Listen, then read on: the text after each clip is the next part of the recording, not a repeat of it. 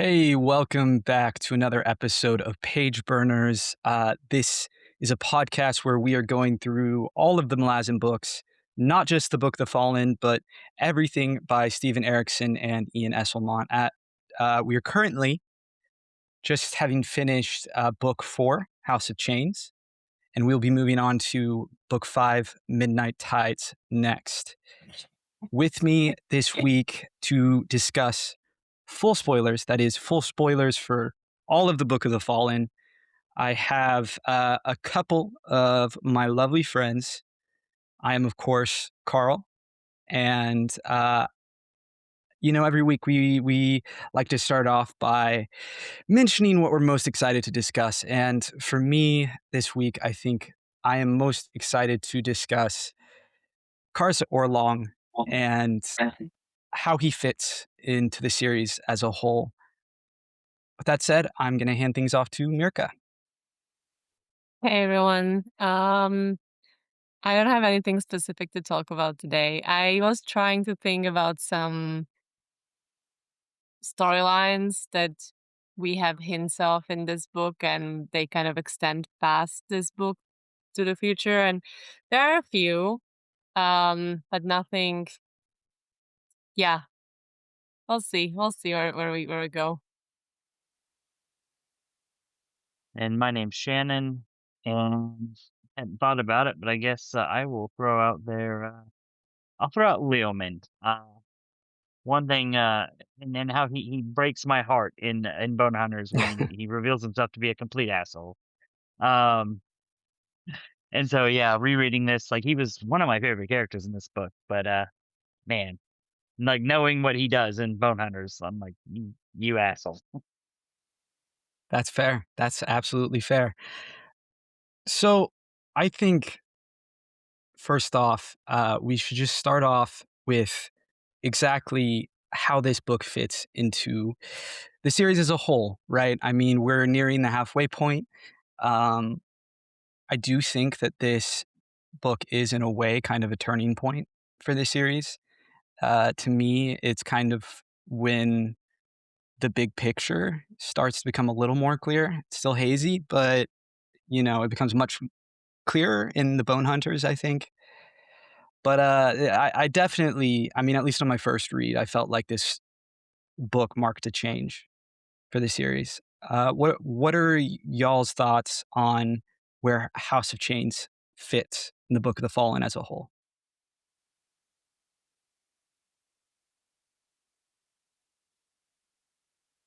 I think we mentioned it last week as well already that it's a little bit of a setup for the rest of the series. We have the Bone Hunters starting to actually become a thing, and for the first time, I think we meet the adjunct. I don't think if we had her point of view in the previous books, have we? I don't think so. She was mentioned, but never. I mean, we haven't had her point of view in this book either. But she's present. Um, And yeah, I think, you know, the crippled god is kind of is in the pantheon.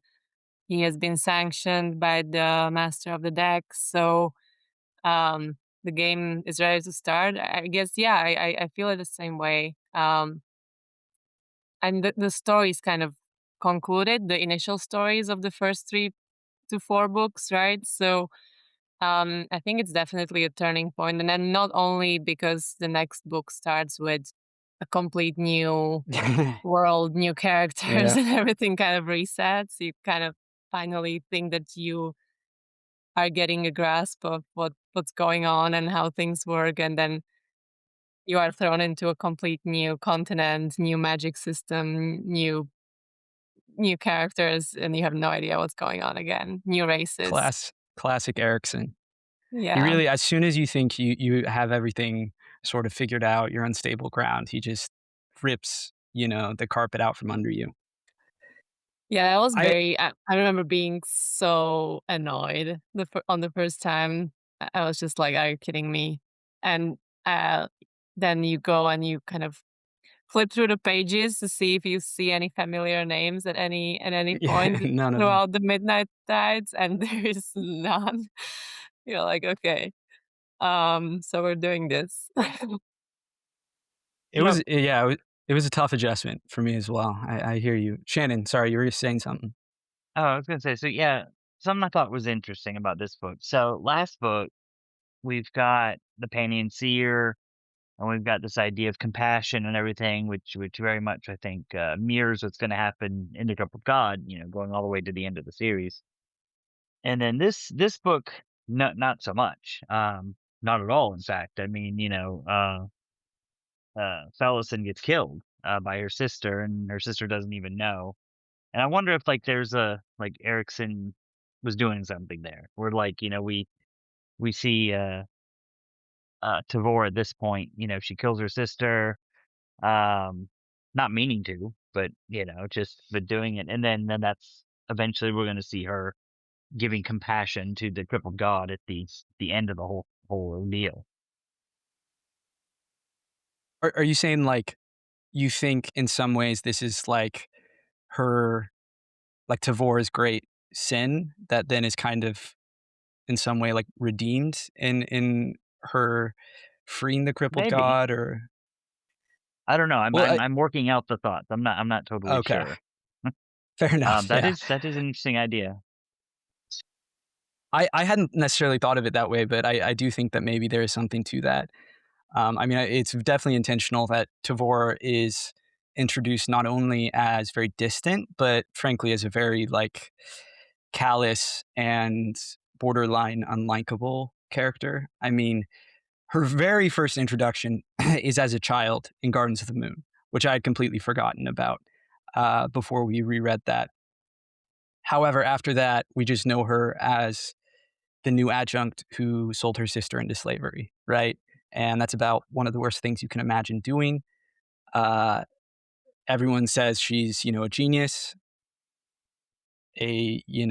someone very young who's risen up really quickly, and you kind of have to question, okay, is there a political choice behind that? But I think you are maybe supposed to be reluctant to empathize with her or sympathize with her. I mean, not just reluctant, but like Absolutely. not even trying to because she is a brick wall and is someone who has done something abhorrent. And in many ways, the series as a whole is about kind of picking away, I think, at her walls and coming to understand who she is as a person. You definitely get hints in House of Chains, but I feel she doesn't become fully fleshed out until the later books. Hmm. It's hard to get a read on her. That's true. I I think mean, I it's would. intentional that you start liking her more as she becomes more respected and just becomes part of the army that she's leading. Um she has frankly very cool stuff when she like defies the empress and just puts the safety of the Wiccan warriors ahead of anything else and like basically escapes the Malazan Empire. Um Yeah, I think you're right that we start by not liking her, who would, send their sister into slavery just to prove to someone else that she's loyal. Um, and then I think, House of Chains is where it starts to turn a little bit, and then she continues being very mysterious and like, you are unsure, but I think you're maybe as a reader you're starting to get on the side where you like her and respect her and I think that's what the soldiers and her army are going through as well. It is very weird on a reread, being entirely on her side from step one. Like, Mhm. I love Tavor, and I think most people who finish the series end up loving Tavor, even though, of Mm. course, she is a flawed character. And like, I think the way she handles the Fellison situation is just stupid. But in general, I mean, she is just so supremely competent and an actually like kind-hearted person that I think you fall in love with her by the end of the series, and so it definitely is. It's just weird, reading all her scenes and being like, "Yeah, I'm on your side. Like, fuck all these people going against you, Tavor," which I definitely didn't have the first time through, where I was not her biggest fan. I suspected what Erikson was going for, but I wasn't sure. I mean, with how unpredictable this series is, it's tough to tell exactly who's going to be sticking around, even, you know? Some people may die, some may simply get written off and never appear again or Yeah. appear Well, the once, first like three first books later. adjunct died very quickly, right? So, Exactly. like, maybe this is the second one, but who's going to be the third one? Yeah. Exactly. Just keep Well, it could the be like, the like defense against the dark arts teachers in Harry Potter where they just Yeah. keep recycling, new adjuncts. That could have been yeah. Yeah. fun in its own way. Mhm.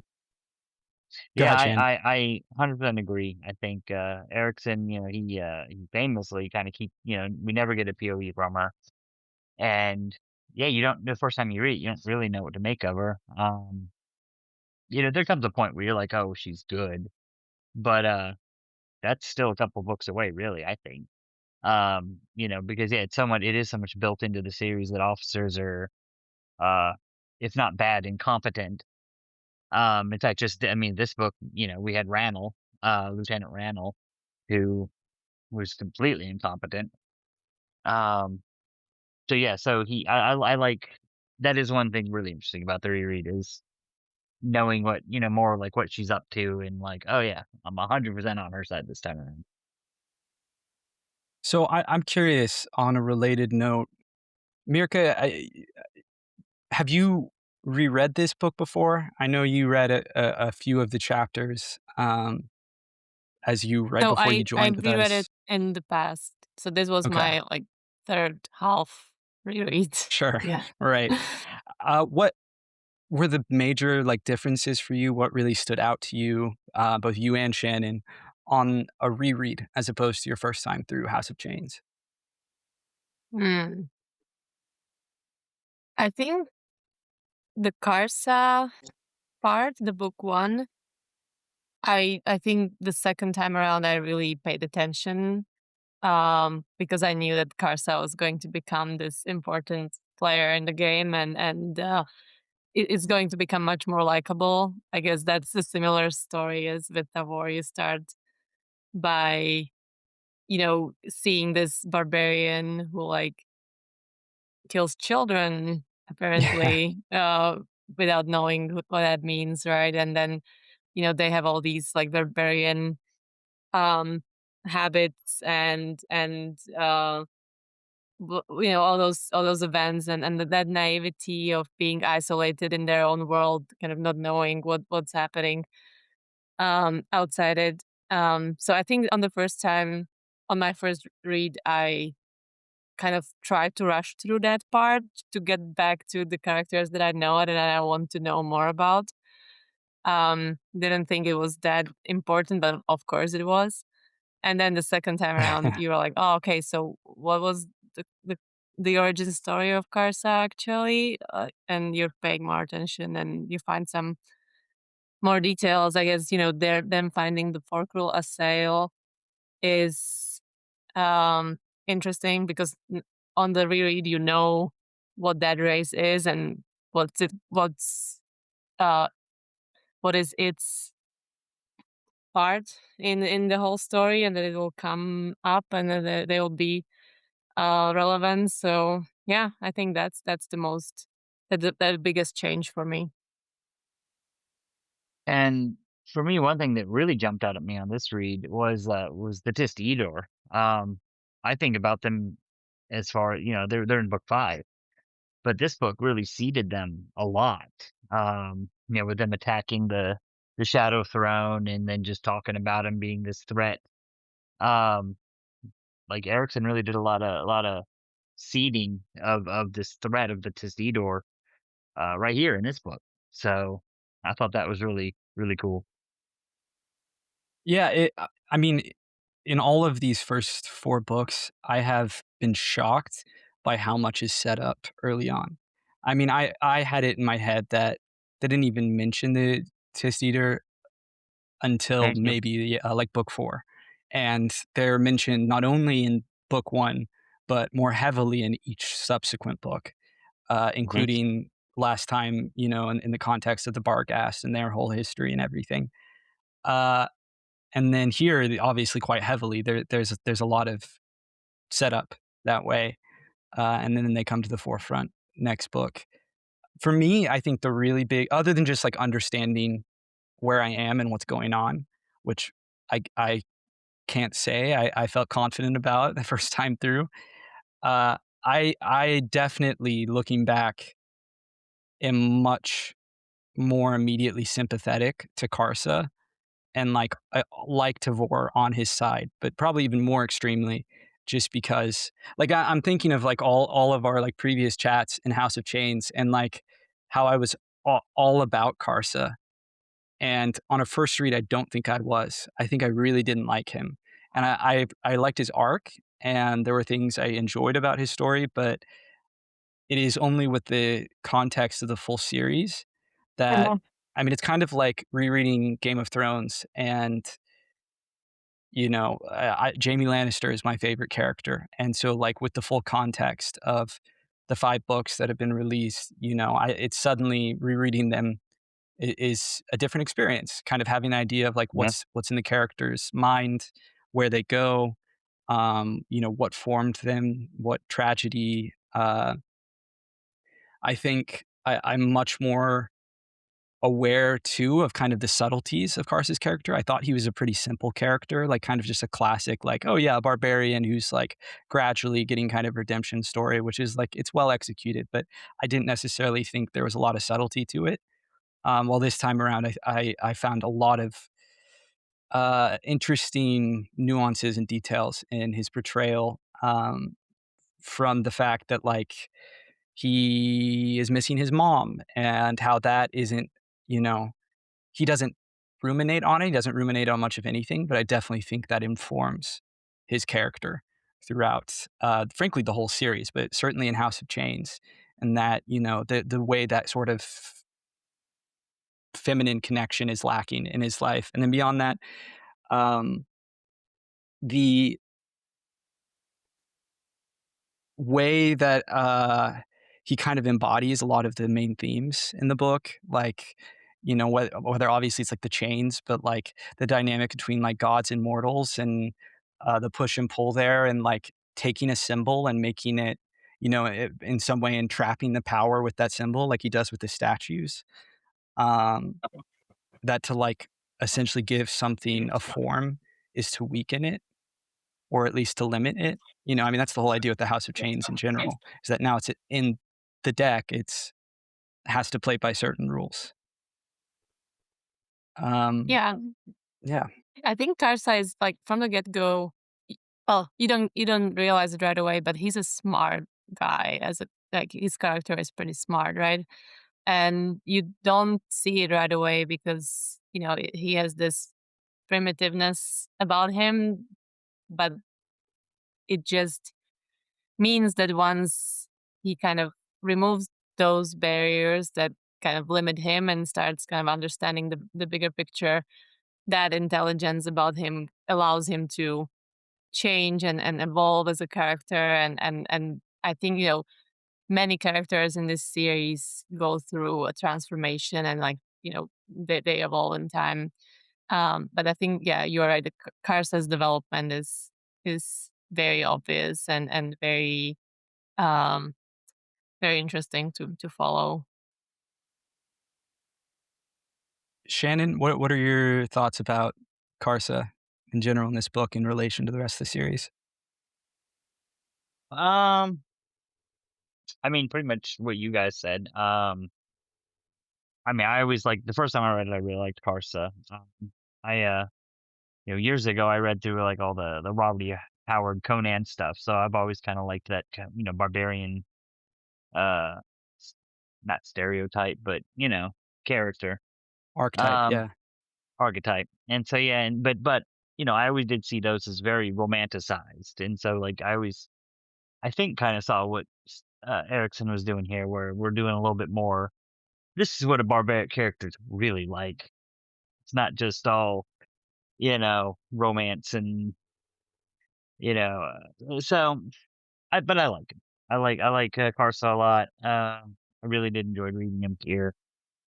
Uh, and yeah. I think that it is really interesting the way like you touched on something, Shannon, there that was kind of my same thought initially reading it. It was like, oh, Erikson is just being like doing the kind of classic edgy, like, what if this fantasy archetype was, actually treated realistically? And so, the barbarian raider is like, of course, a terrible person, raping and pillaging and being, obsessed with violence, frankly, worshiping violence, being an egomaniac, and just really kind of taking the romance out of the character.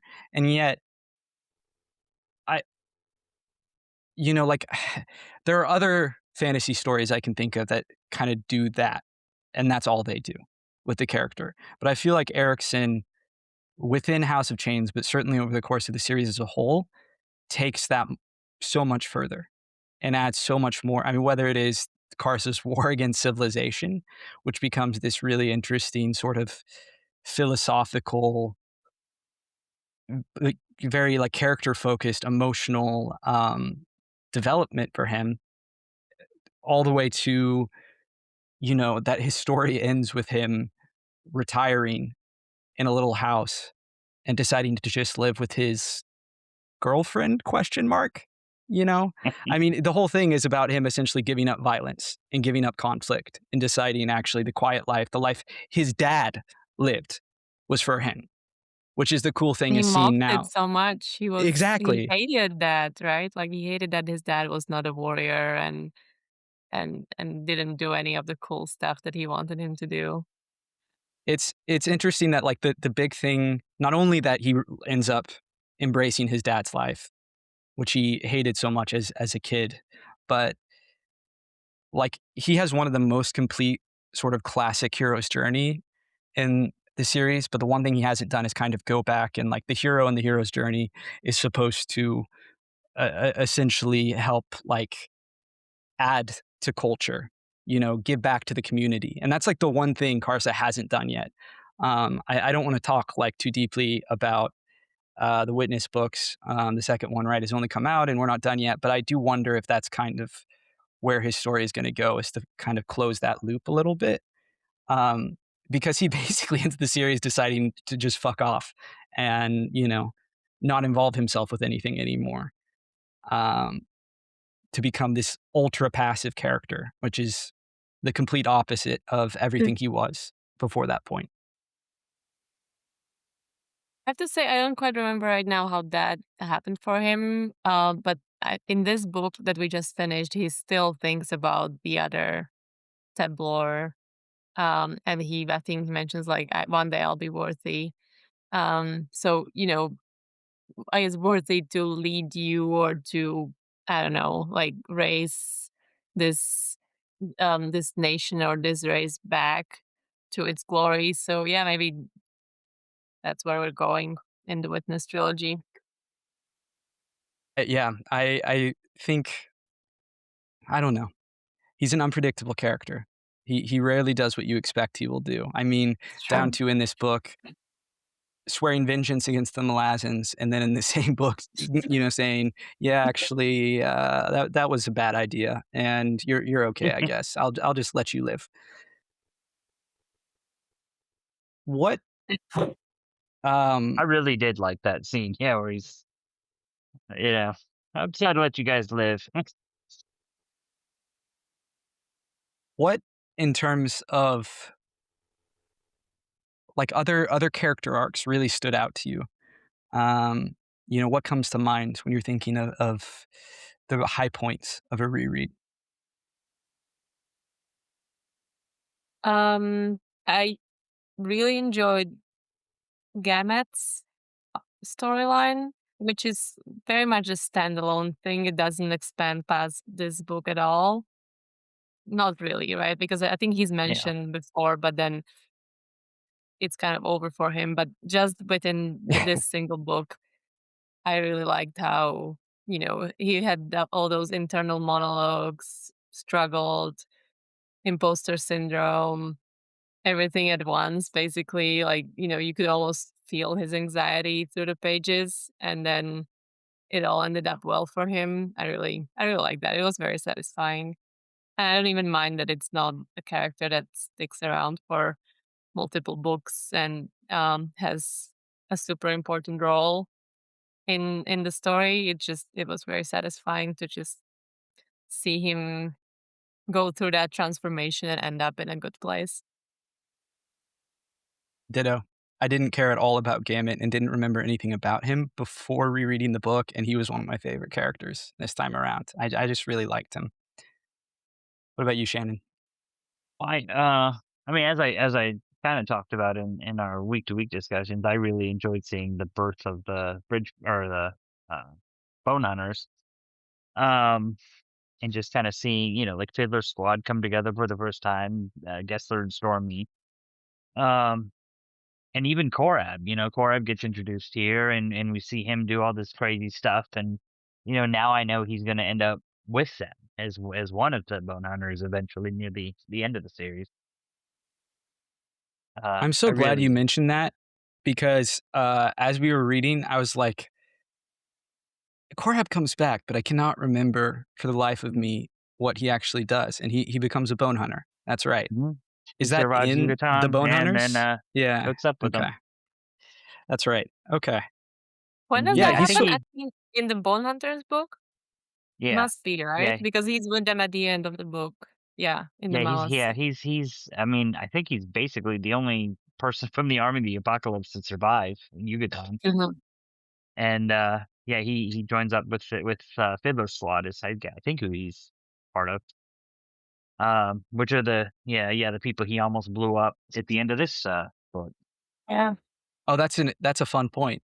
I didn't even think about that too. Yeah, It's cool that he is sort of like, I mean, he's very different than Kalam, but he fits in the same sort of like role of, this member of the Seven Cities rebellion, yeah, who through just kind of the journey, the origin story in some ways of this soon to be famous squad, he, becomes a part of them, becomes one of their core members. yeah. I just think he's a crazy interesting character. If we do get another chance to talk to Erikson, I do want to ask him about Korib and like where did you come up with the idea of creating a character that basically has plot armor like a main character, but he's not. I love that he's like a Looney Tunes character, that he's like always getting into Yes. like the most insane hijinks. Yeah, It like these is, just insane things that would kill any normal person, but somehow he continually survives them. he's fun. He's definitely Yeah. fun. Yeah, might not What? be the smartest cookie, but No. he's loyal. Yeah. And I really like that Definitely he not. joined the Bone Hunters, not because they make him or he's like, well, that's the only choice I have now, but he really kind of starts liking them because of, what how they are and just really vibes with them. Mhm. Um and that's really cute. Yeah, and then if I'm not mistaken, I think he's one of the last characters to die at the end of the series. Oh, he does Uh, die. Sad. yeah, which is so tragic. I honestly do not remember which of the bone hunters makes it out alive. And I have favorites, but all of their fate just gets kind of washed away Oh. for me in the final battle. Yeah, I'm the same. I don't remember either. Yeah, some of them make it, some of them don't. I just remember he doesn't. That was one of the ones I do Mm. definitely remember, like with Stormy and Gessler, like the ones that I definitely remember don't make it. There, yeah, there's, I remember. I mean, it's so dramatic. Yeah. Yeah. One of the, Um, really at the climax. and well, and Benton Roach too. Do both? I don't remember both of them better, just one of them. But yeah, the dogs. Do they both make it out, or one of them dies? That's I'm trying to remember. I don't remember. I'm pretty sure Bent dies, the big one. I don't remember if Roach dies. Oh, yeah. What? But, We have to it emotionally prepare for that book. Yeah, God. that's tough. you know Porab, I'm excited to, like, actually I'm gonna have this deeper connection to him now. Now that Yeah. you reminded me he dies at the end. Ugh. Um, yeah, what he's what always do you been one of my top probably, like, 10 characters in the series. I don't know why, I just really maybe it's the Looney Tunes thing, I don't know, but I just glommed onto him and love him. He's fun. What do you make of Fellison's place in the larger narrative? I should clarify Fellison the Elder, but we can talk about Fellison the Younger too.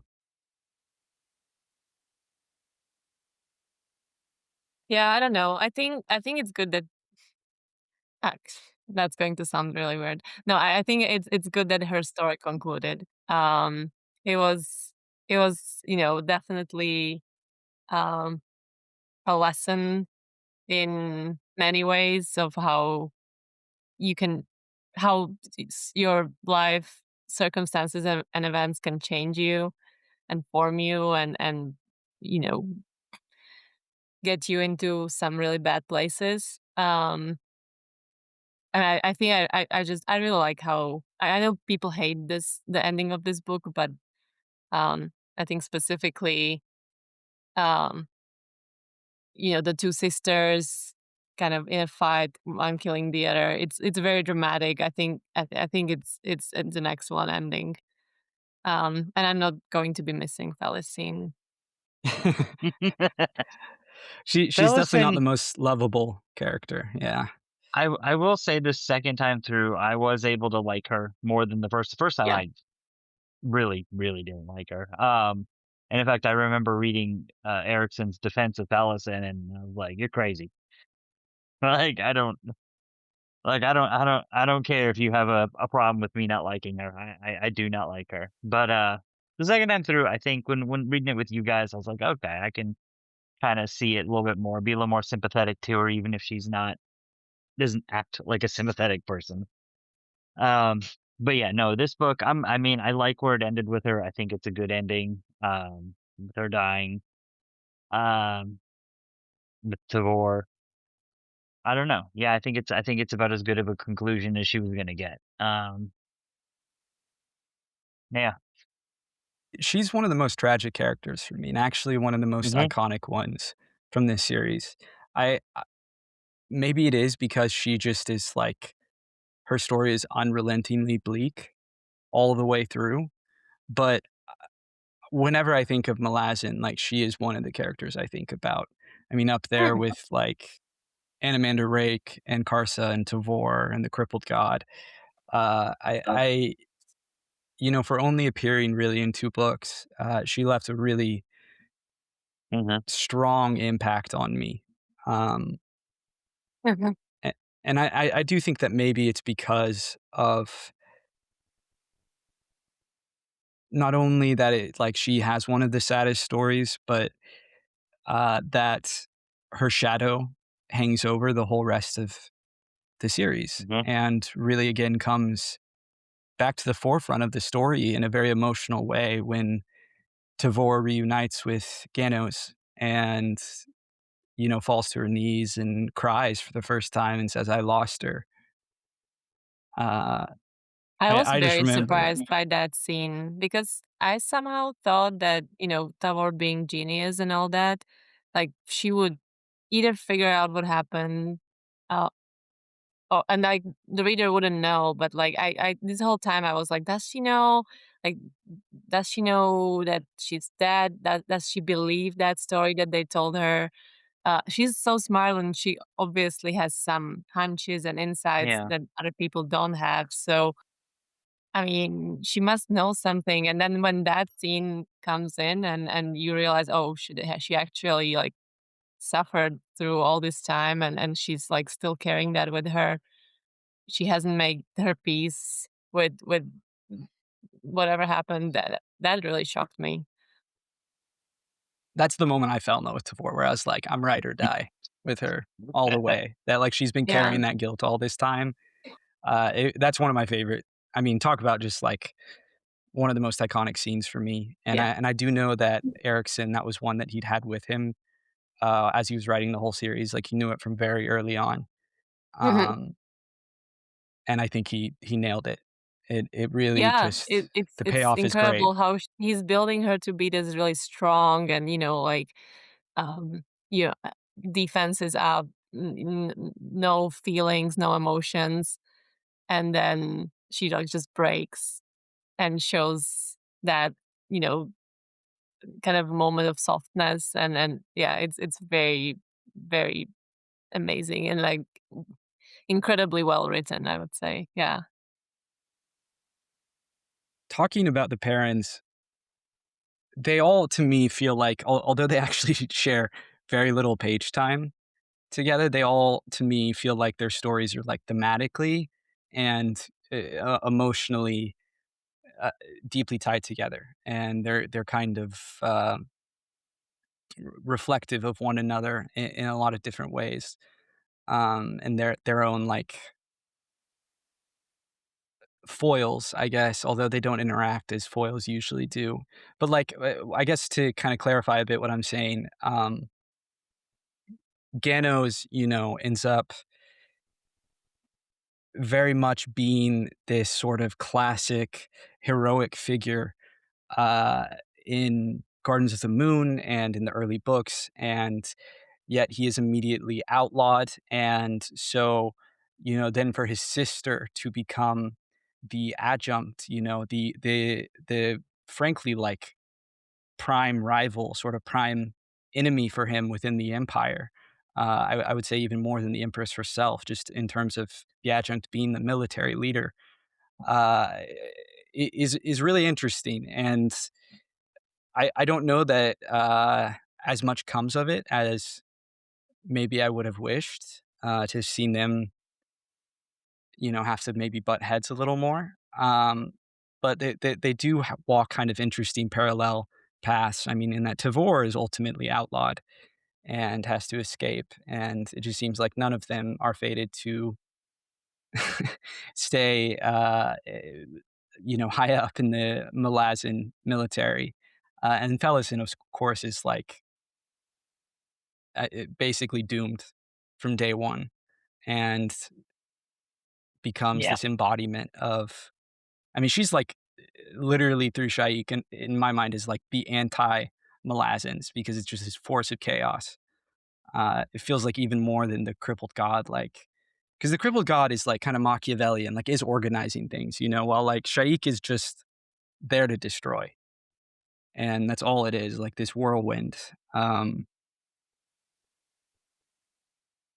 don't know if I'm necessarily explaining all of my thoughts here very well, but I'm curious about what you all think and feel about the Perrin siblings as a whole, their kind of triangular relationship and how they reflect one another and impact one another.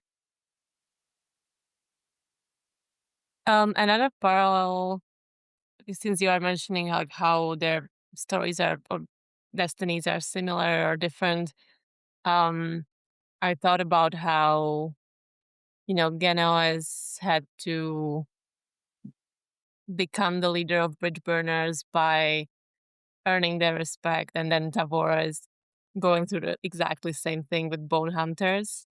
Um, I think these two are definitely very similar, and is already like when they describe their childhood, when Felicine in this book is remembering her childhood, she was like, Genoas and Tavora are kind of practicing sword fighting together. They are the ones who like are into those kinds of things, and I'm the youngest. I'm not yet playing with them because they are older and closer siblings. So yeah, I think that entire thing carries over into this whole series where, Felicine is the outcast because she's the youngest. She ends up the way she ends up. And then Tavor and Gano is basically share very similar destinies where they lead their respective armies. And then of course, um, they don't end up fighting each other because there is, I think, a very short time before Tavor gets outlawed as well, as you say. Um, but yeah, I guess interesting similarities between these two who grew up, you know, kind of practicing the army stuff and the strategic thinking together. That what you're saying there reminds me that something that had not like I completely missed on a first read that really stood out to me this time in House of Chains is when Fellison is thinking back to their childhood and reflecting on it and how Tavor is described as Gano's shadow. And I Mhm. mean, there's a lot of different ways you can read that. But on top of that, like there's the heavy implication that like she really looks up to her big brother, Tavor, I mean, and that Fellison is more like it's sort of like they form this weird line by age where you know Fellison is most entranced by Tavor, who is most entranced by Ganos, and that is not something that was really on my radar at all as I was reading the series for the first time. Of thinking like, what is she like? She must be thinking about him all the time, and you know maybe even asking sometimes like, well, okay, what would he do? You know, what would Ganos do in this situation? And I am looking forward to seeing what little, you know, more insights and hints we get about that and about her inner world this time around.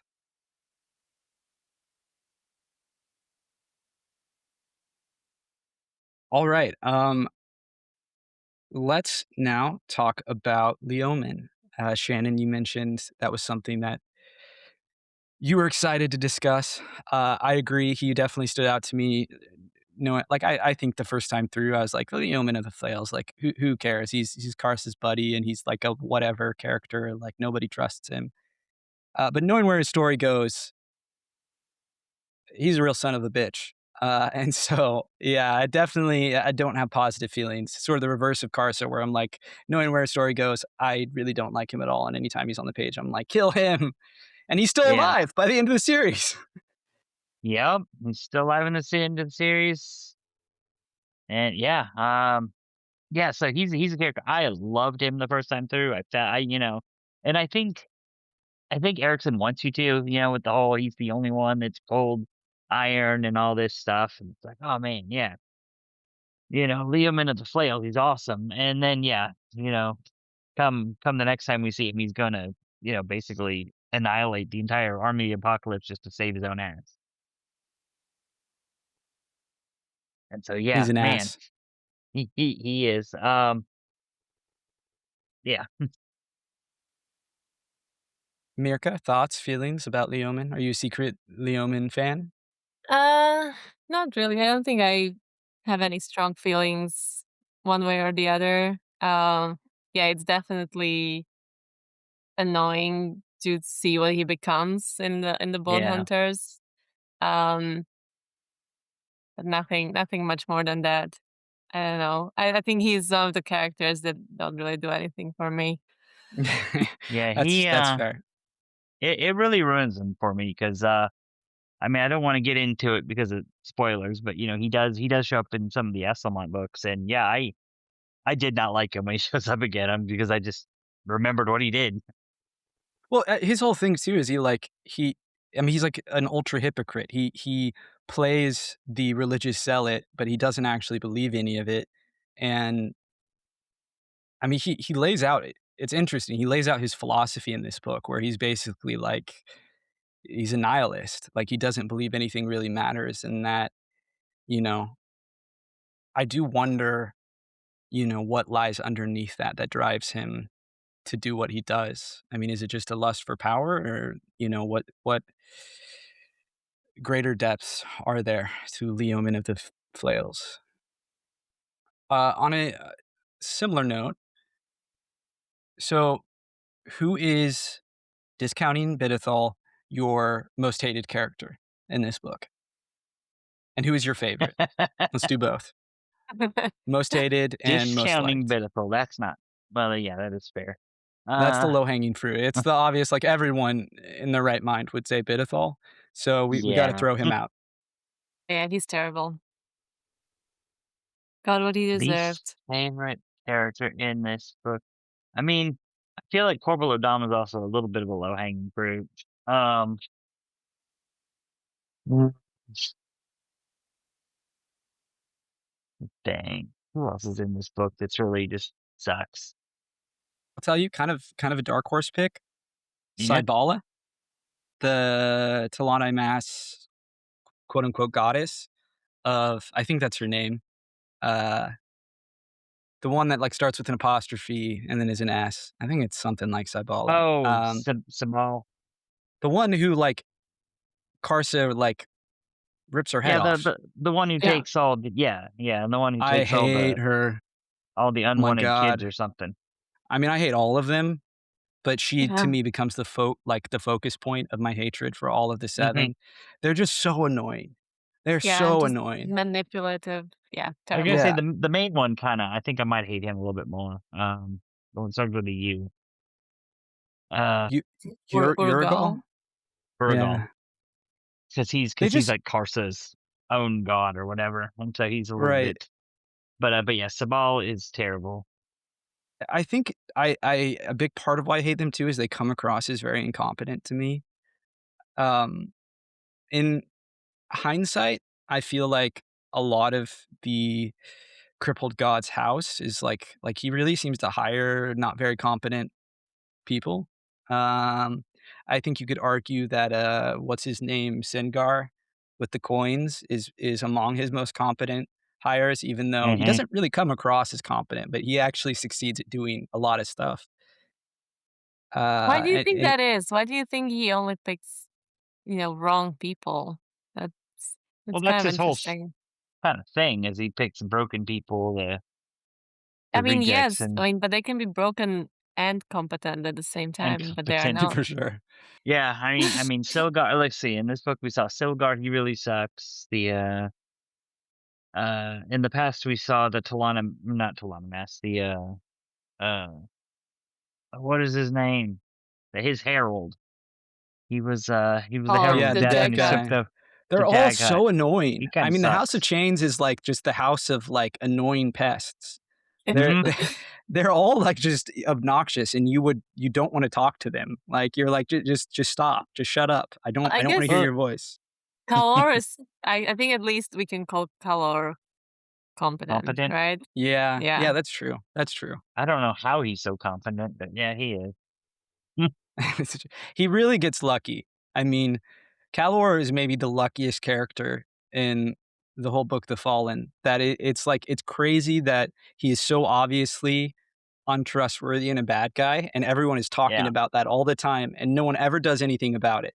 Like Bidithal, at Yep. least they're like very consciously making a political decision to leave him around. Calor, it's like, yeah, Yeah. I'm not as sold on the logic for why they don't do anything about him. He's just, ugh. But I guess to get back to what you were asking, Mirka, that like, I mean, I think I'd really have to think about it from like a thematic perspective, what Erikson might be kind of trying to say, if anything. But I do think in world, it may just be because it's kind of a shitty job. Like all of their jobs suck. You know, Right. like do you really want to be the like on the team of just people who are known for being like broken and terrible and that nobody likes? Yeah.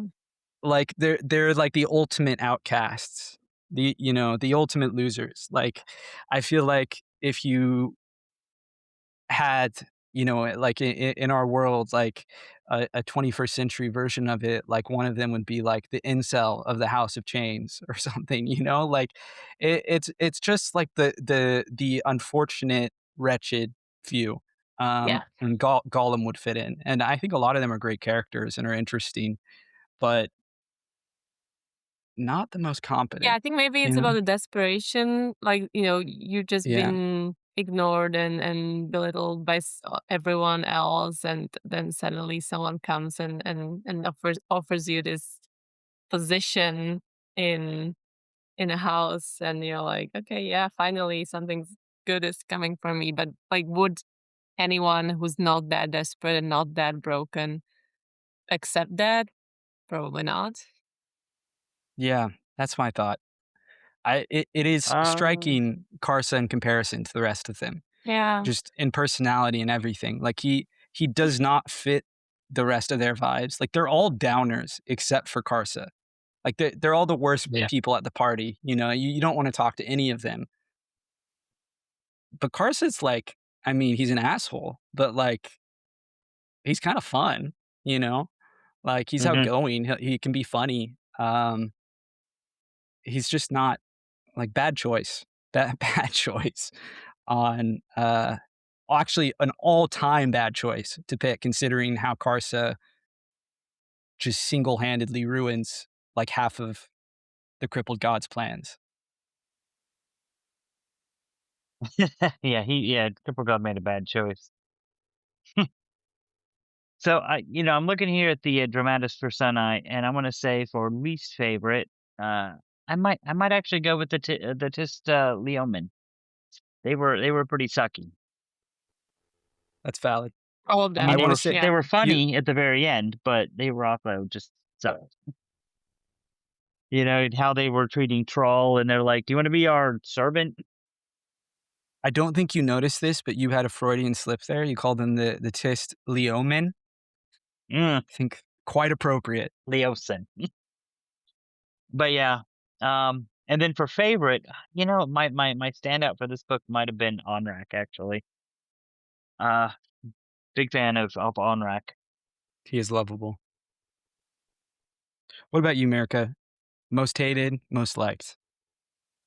I think we pretty much covered the most hated ones. Most loved. I don't know. I think it's always Fiddler. So yeah, I don't He know. was good. I just really I like that like. he's getting his second squad, like his Mhm. second family. And I mean, we don't know yet that that's what's going to happen, but knowing the future plot, I think it's just really Yep. nice that he switched one squad and one group of comrades for another, and it's equally um strong bond, and he's like a father figure to all of them, which is really really sweet. It is cute. It's a little I do enjoy cliche it. to Yeah, he say that Fiddler, basically Fiddler is my favorite character, but he's really great. yeah, he He's basically a good steps into character. like Whiskey Jack's role with these Yeah, with the new he went from being one of the kids to now being the dads. yeah. Uh yeah, and I do love his squad. I mean, Cuddle, Bottle, Smiles, all of them are pretty great. What are y'all's thoughts on Crocus and Apsalar and their relationship, knowing the whole context of the series? I don't know. Given I think I said it last week. I really enjoyed the scenes with each of them with Cotillion. Um, to two of them together, I don't know. I think it makes for a better plot if they are separate. You know, I in a sad way, I think I agree that I'm most interested in them when they're apart. Yeah. yeah, I think I mean, like yes, obviously they're going to end up together. So this book was splitting alliance. We're going to have, Cotillion's going to have them, go off and do different things for a little while. With that said, I feel like I don't know, like Cutter doesn't really do anything that interesting to me for the rest of the series. Like he's there. I Um, I I love his story in Toll the Hounds. okay. I mean, I love that whole book. That's my favorite of the books. Told the Hound. Well, I like Told the Hounds. But yeah, so we'll get there when we get there. Maybe I'll appreciate him more the second time through. But I just, For me, it's with him hooking up with Scalara, like I don't care about. oh god, And you just then reminded me that happens. Ugh. yeah, I don't care about that. Mm. And then like I don't know, he's kind of I guess until Told the Hounds, he's just kind of there. But then Told the Hound Scalara gets hooked up with whatever, Kalam's cousin or whatever, and things get a little. little better. I forgot about that. Okay. Yeah, I remember that guy now. Um, oh, and then speaking, I almost laughed last week, Carl, when you called Torvald Nam my guy, because Yeah. the only thing I could think of was Told the Hounds, and like one of my least favorite scenes in the entire book series is where he, you know, tricks that girl into thinking he's, her husband or whatever, and it's just so skeevy and terrible, and I'm like, ugh, I like had forgotten about that scene. yeah, I Yeah. love Torvald Nam in this book, but yeah, when he comes back around, that's one of the I mean, I really like Erikson, except like sometimes his humor, like he just kind of like I don't appreciate his humor sometimes. And that was one of those scenes where it was like, this isn't funny. This is gross. I don't like it. And Torvald Nam, you're terrible. And then he like goes home to his wife and immediately we're supposed to like care about them. Yeah, I don't have strong memories of Yeah. Torvald, I gotta be But honest. I like Torvald with Carsa. They go well together. Just I guess just keep him away from home. Well, no, What I did like him when he was like a gate guard with those other guys. That was pretty good. Anyway, when is he the gate guard? in Told the Hounds when he It is that's okay, it is the yeah, the guys that he like owes money to or something. I don't know. They all end up as gate guards to some lady. Can't remember who she was. She's said somebody. Is she Envy or something? I don't remember. Envy does come back. Yeah. Well, not Envy. What Who's the other one? Spite. Spite? Maybe she's Spite, like in Hmm. disguise. I don't remember. It's been a few years.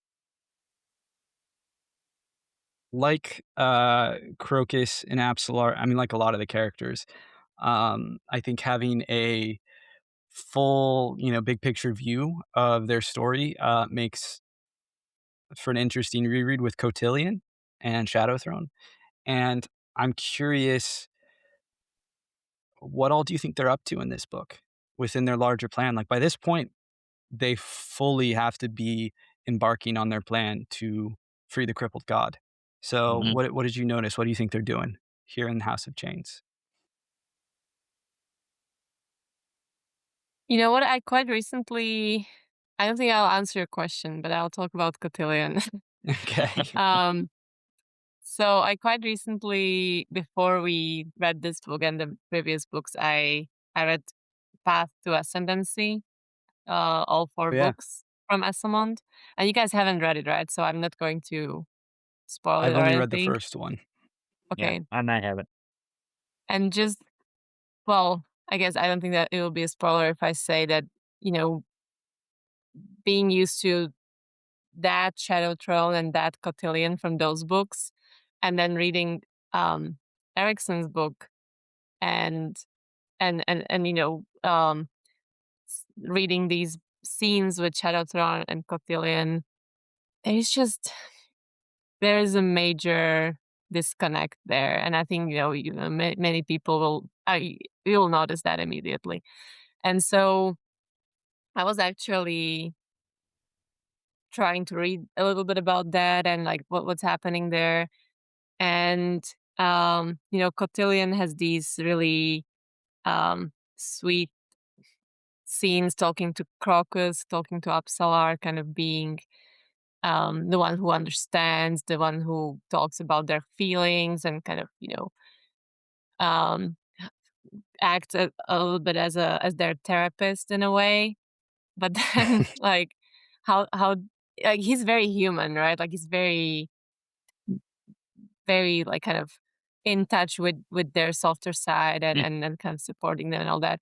But then you realize, as you say, Carl, he's you know the god who's like also thinking about power and like freeing the crippled god and like schemes within schemes and like always two steps ahead. And it's just I don't know it to me it seems a little unlikely all that being combined into a single character. And I think Steven Erikson said in one of the interviews, I have it here, Cotillion is not a nice man. He was never a nice man. But, is he or isn't he? Because like it's a very conflicted character, I feel. Do you guys feel that way as well? Or when you Well, think about Cotillion and Shadowthorn, are they nice or are they just, you know, gods that care about themselves? I think Shadowthorn is. I mean, I don't think we're ever given anything from Shadowthorn that makes you think he cares about other people. Cotillion, though, we've talked about this before. How he starts off the series massacring a whole village, and then and then you look at him now, and I can't help but wonder. Maybe it was when he was possessing Sari. Maybe there's something that happened to him during that time because I feel like he's definitely different now than he was. And the only thing I can think that's different is that he went through that period where he was possessing Zari. I oh man, I mean, you both touched on a lot there. I think there's a lot to say about Cotillion and Shadow Throne. Um, I disagree about. I guess I'll kind of go backwards through what y'all said. So starting with you, Shannon, I disagree that Shadow Throne is all cold hearted. I think he is more cold hearted and more distant, but he accepts the kids. And I mean, you could say he like kind of turns them, like, he's raising them as sort of his weapons. And certainly I think he's the type of person that like does try to make the most of the people around him. I think that's part of what makes him a competent ruler.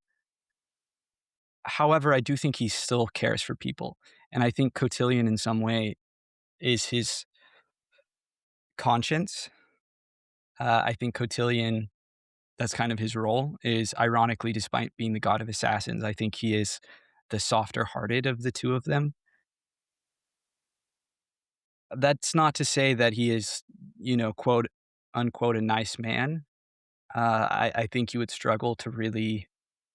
He can be nice, but I don't know that I would call him a nice man, if that makes any sense. I think you maybe I was would if you read Path to Ascendancy, honestly. Like I he's read the first book. Well, okay. Ye I don't know what happens in the later books, but there's only one relationship that I would consider Cotillion as behaving nicely. I don't think he goes about his day-to-day life, even as a young man, trying to be nice. He is okay. very by the book. I actually think that I also was taken aback by reading what he's like as a young man in comparison to what he's like as a god, but it worked for me. I mean, Wu, Shadow Throne in particular, I felt like, "Oh, I totally track." Like, he in some ways is exactly the same. Um, Cotillion felt like a bigger change, and I think one of the shocking things was I won't get into details, but I could kinda see it, and I do think the big shift for him is ascendancy, the first, like, really major shift where, we are invited to interpret that, when people become gods, when they ascend, they are changed fundamentally on, like, a molecular level. And so I think that did change them, and I think they came out the other side of that, not only traumatized by one of their oldest friends trying to assassinate them, but themselves being, like, disconnected from their humanity. And to go back to what Shannon was saying, I do think that although we do not witness it directly or internally, it's kept at a distance like Tavor. Cotillion's experience possessing Sari was what reopened his heart. And I think then you see him most explicitly in this book, but continuing past it, trying to make amends and trying to make the most of it. I think the interesting question actually that I very much was reading this book is, wow, Cotillion is actually like, I'm really feeling what he's feeling and how he's trying to make amends and, do all this good. And then everything you were saying there, Mirka about how Erikson talked about him and all of that, and it is forcing me to wonder if perhaps he is behaving nicely to achieve what he wants, what he and Shadow Throne want, because they are largely on the same page. They are individuals, but I do kind of feel like they are two sides of the same coin. And what I'll say Yeah. about Paths to Ascendancy is I wasn't crazy about the first book, but all my favorite stuff was when they were together. I love their dynamic as written by Erikson and Esselmont. And I do think, getting back to the Book of the Fallen, that it is possible he is entirely. I mean, we mentioned this last time that he might just be being like, I think he likes Crocus, but I think he's probably using Crocus to get Apsalar. And then Apsalar, we know I agree. he has plans for. But sorry, Mirka, you were going to say something. Was that? That's okay. Go on. Sorry. uh, I mean, that's a really interesting question that you posed, Mirka, because I don't know that there is an obvious answer. And now I'm going to be this read through. I was like very much reading him as more compassionate than I'd like. I didn't like Cotillion my first time through until pretty late in the game, and now I'm like on his side and kind of rooting for him. And now I'm wondering if I need to actually take a step back and think about him as this more Machiavellian player, which Shadow Throne is. And I'll say Shadow Throne is my favorite of the two, just because he's insane.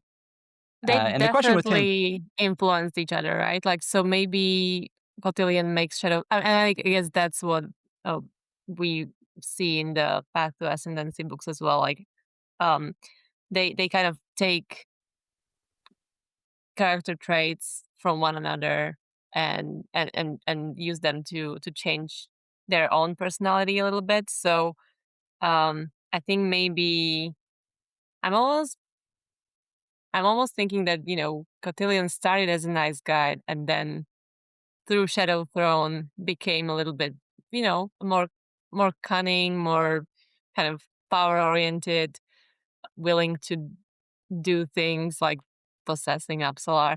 I just okay, okay, I think I largely agree with what you're saying. The one thing I would push back against is that I think he always had that callousness inside him. You don't mm, become an assassin without having that inside of you. And I think you could go back to his early childhood, which we don't really know a lot about. Uh, but I suspect something in him very early on was broken, where he cannot. He can kind of turn it all off, as you have to be able to do if you're an mhm. assassin. And so I think that's part of why he and Shadow Throne get along so well, is because I think they're both very pragmatic deep down, and Would that you say pragmatism comes with a cult streak. would you say Kalam has that too? Like, I Yeah, guess there is a absolutely. parallel in between them, right? Like both assassins, but both kind of on a soft side when it comes to feelings or, relationships, emotions.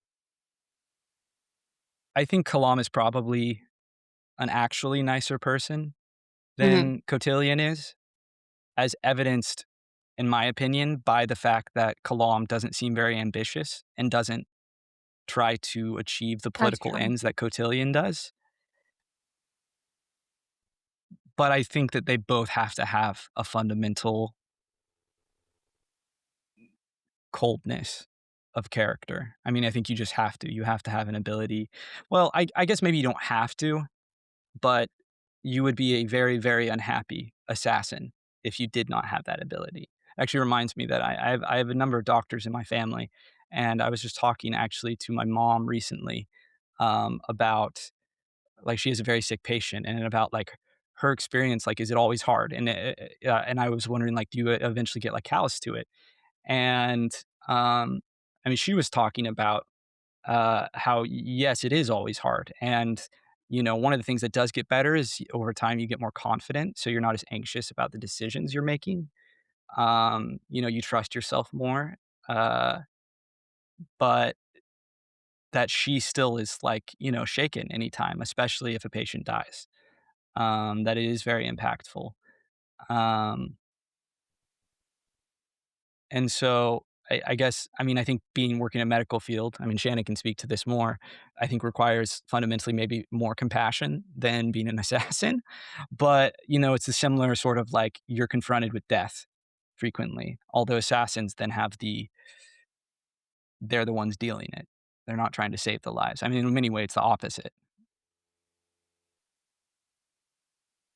Yeah, we have that stark contrast in this book as well, where Cotillion has a few scenes where he's like, badass and killing everyone, and then he has those deep um conversations with Upsalar about um how she feels about Crocus and what she's afraid of and how she's like, just really vulnerable in a way.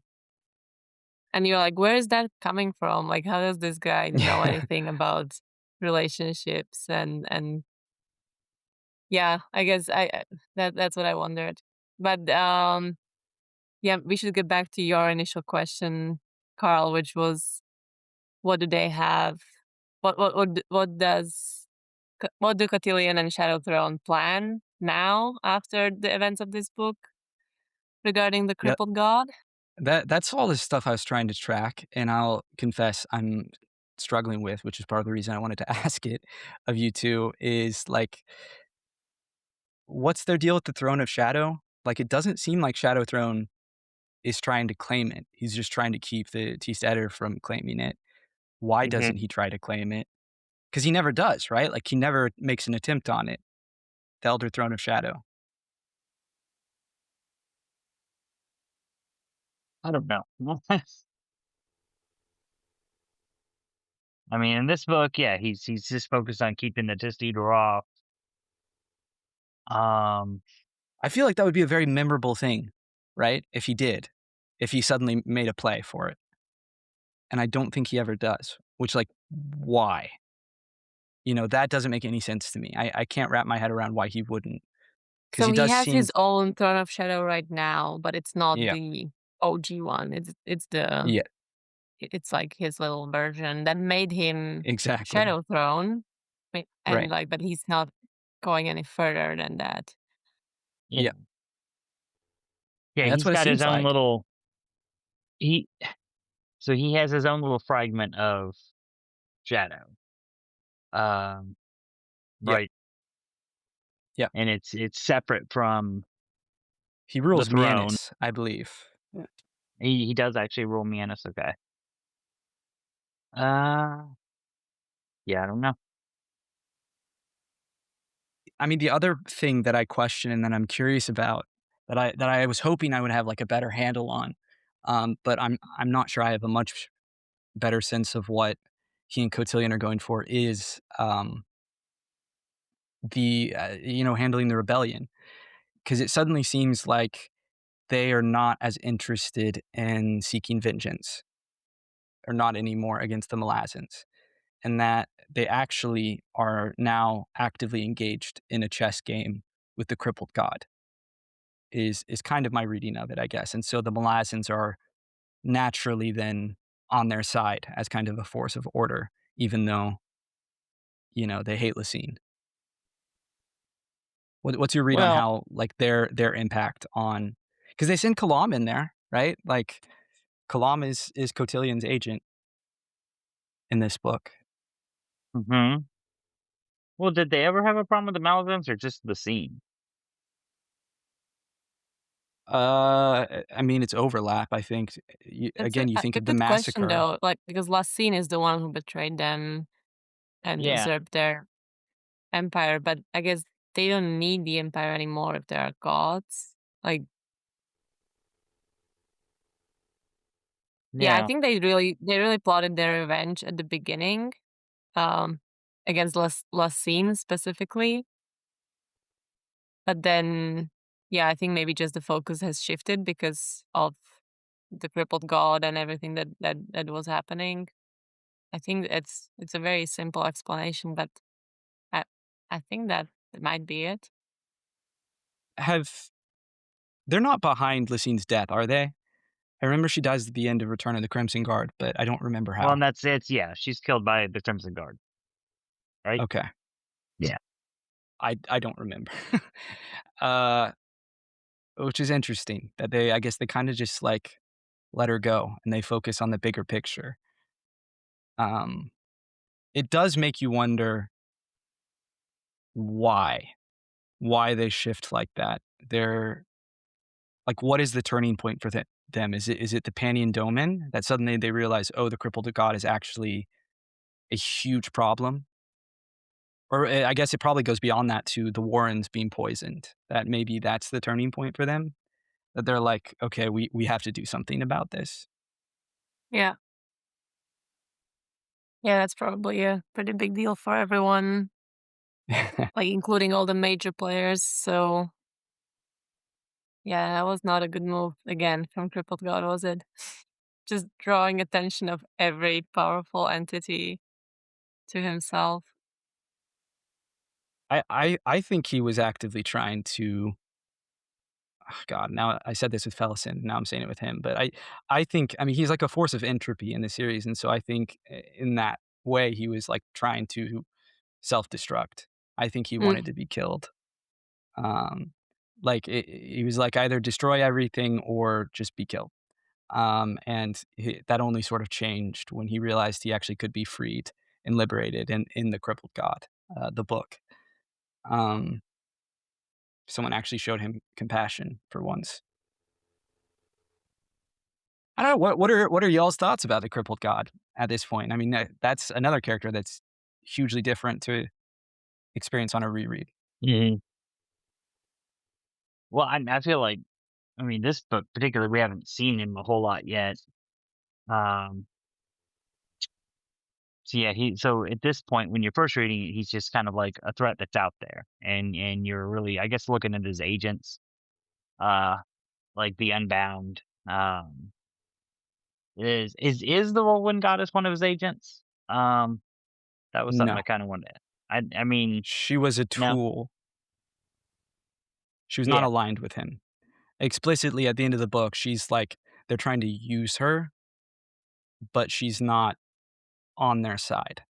Like, it's not like he's met with her and is like or maybe he has, but she's not like team Chains. yeah. So, um, yes, I felt like he's kind of like a nebulous threat at this point.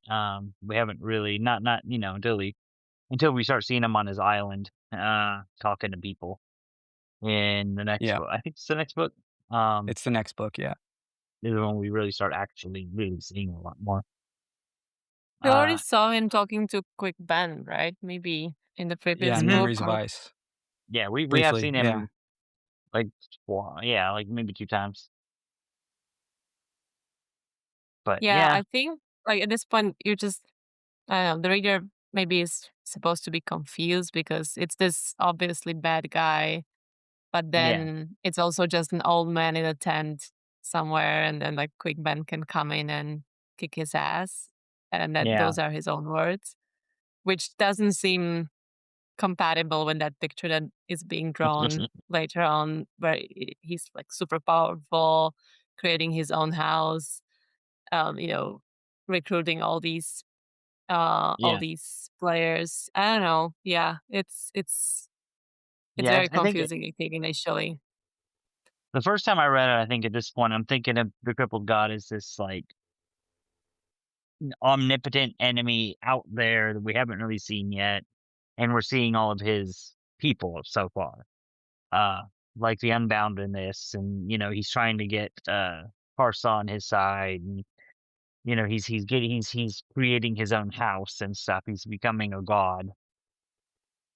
Um, It's but yeah, interesting how Erikson I mean, this is just occurring to me now, and I don't know if this is conscious on Erikson's part, but the way he tries to humanize the crippled god ahead of his redemption at the end of the series is very similar to how Tolkien humanizes Gollum, in that it's not really about making them, like, kind or decent or showing, like, the goodness, it's by making you pity them, Mhm. you know? Seeing them as kind of wretched and deserving of pity.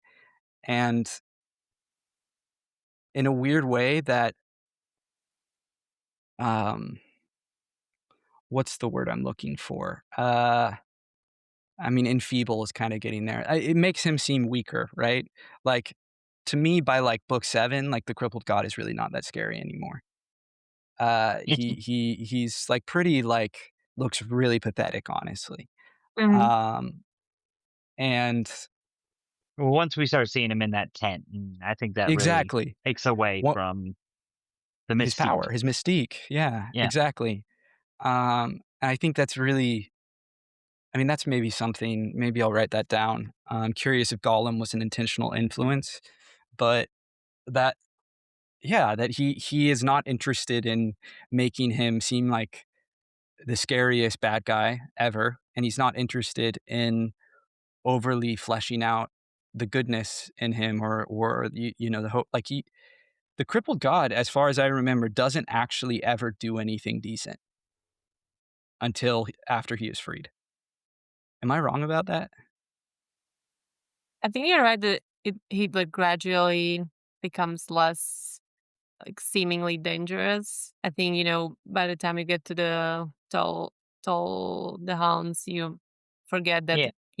he poisoned Burn and Yeah. almost ended the world Yeah. because of Doesn't that.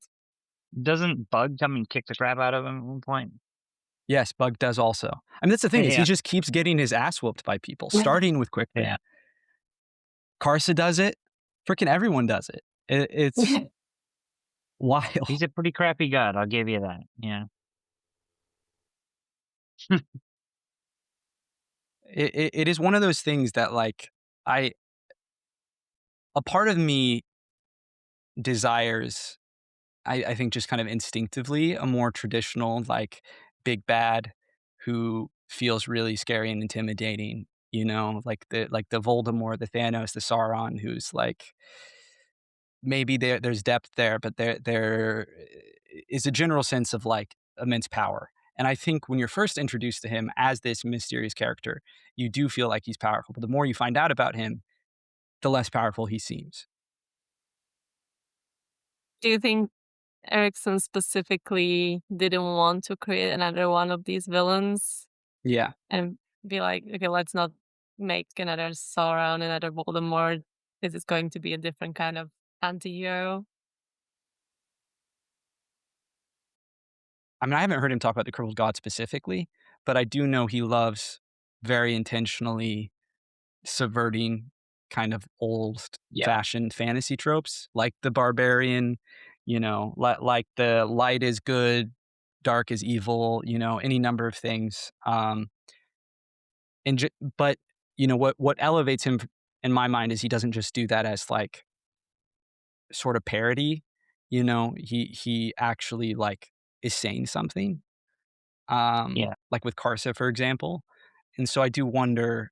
I'll have to think about like what I think is his point of because it has to be related to the crippled god as like as this symbol of um I mean, that's what he's god of, is like god of weakness, the wretches, the lowliest people, the ones who are forgotten or outright looked down upon in society. Um, Maybe the whole point is that he's kind of saying, they're not scary. It's easy to other them, but really they're just like just pitiful and just need to be Yeah.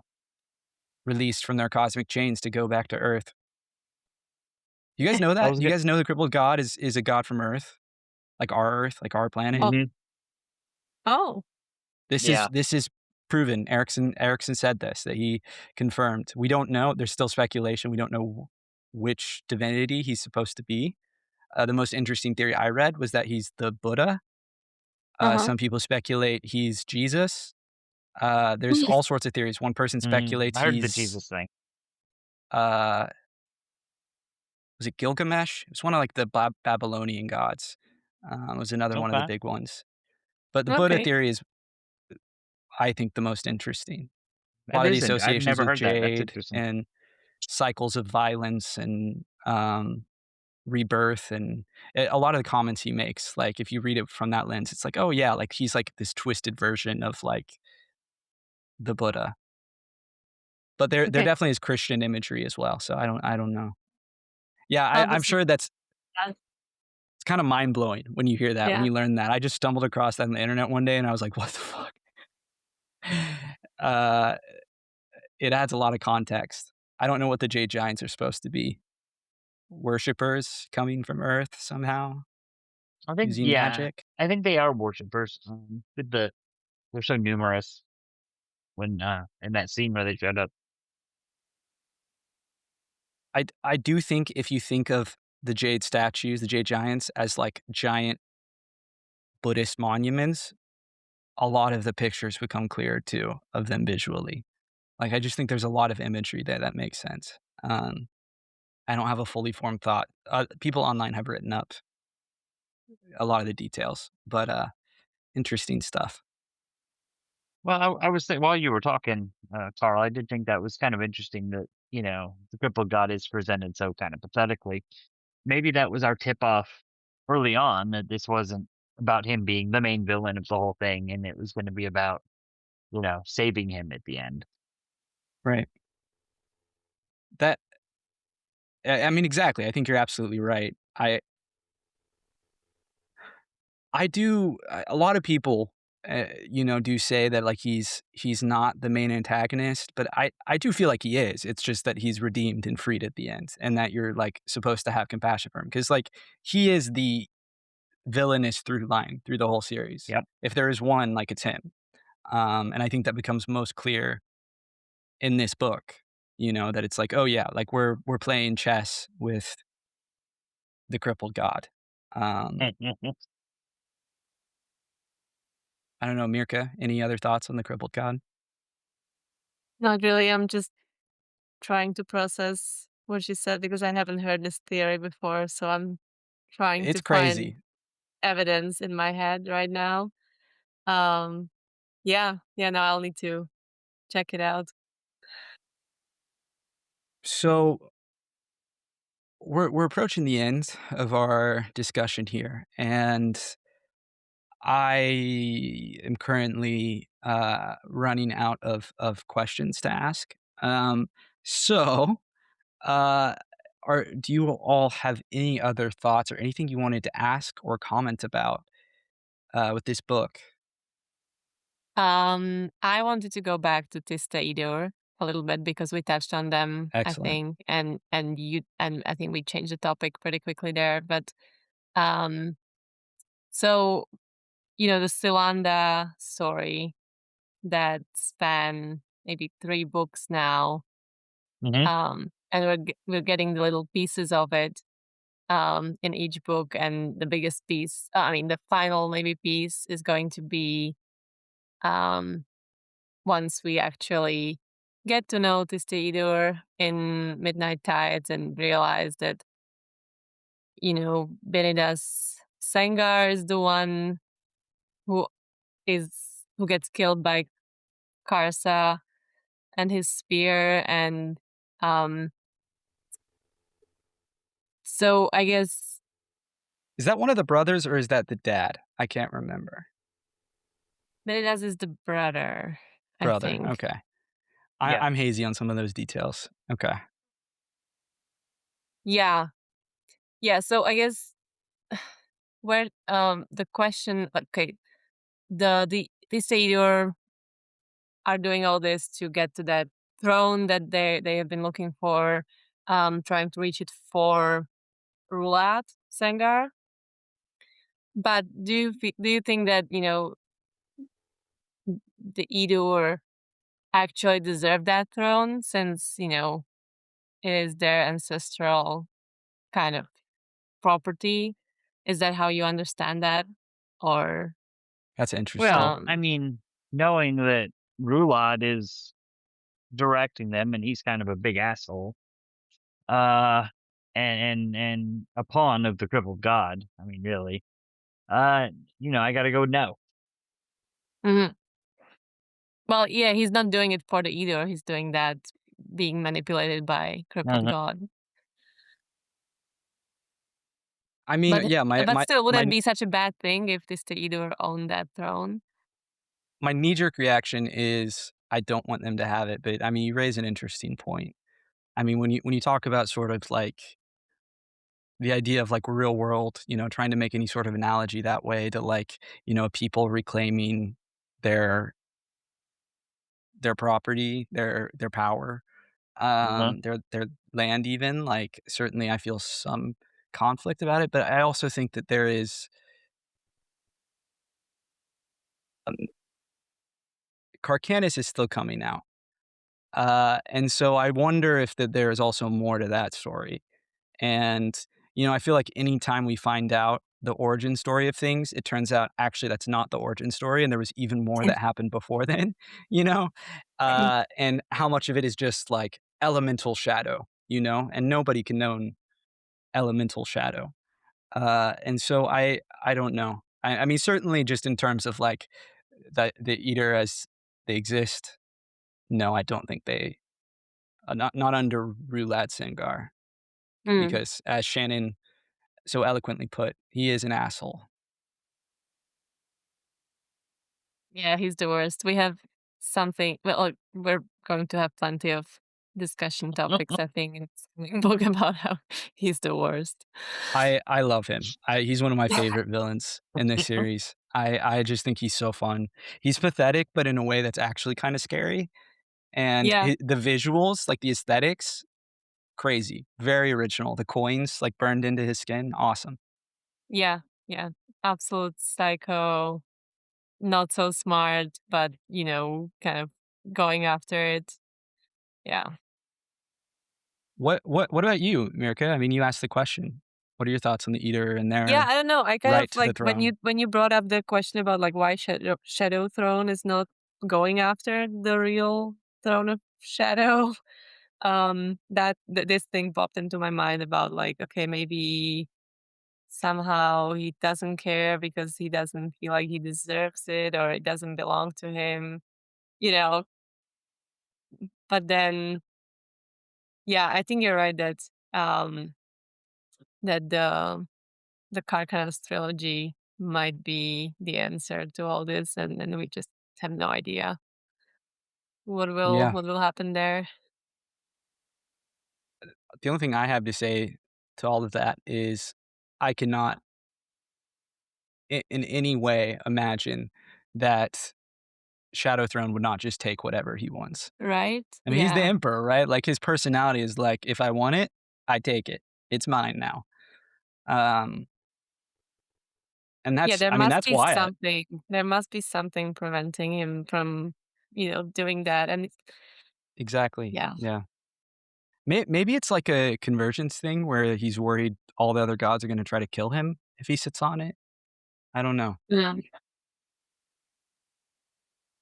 Seems kinda cowardly, though, considering how he's, like, always very eager to, you know, stick a middle finger to anyone else who's powerful. Yeah. I mean, he's like a chaos being, he loves just causing trouble. Alright, any other final thoughts, final discussions before we close out? Think so. No, no? Okay. Um, well, this has been fun. I'm excited to get started. Are we starting Midnight Tides next week? Shannon, Yes, do we have a Varsha okay, sent out that we will read prologue in chapters 1 and 2. Discussion next excellent. Tuesday. So first 3 chapters, in Midnight Tides, and we will be back next week to get started at the midpoint of the Book of the Fallen.